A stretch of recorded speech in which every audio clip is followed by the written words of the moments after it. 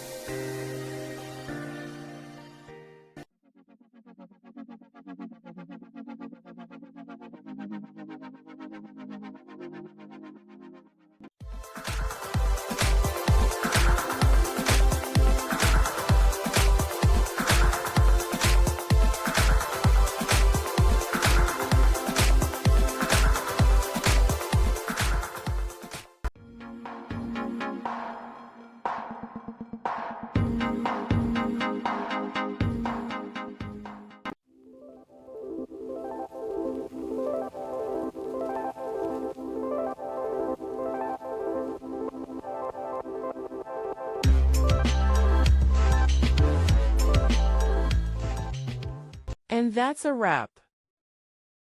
I hope you found the answer you were looking for.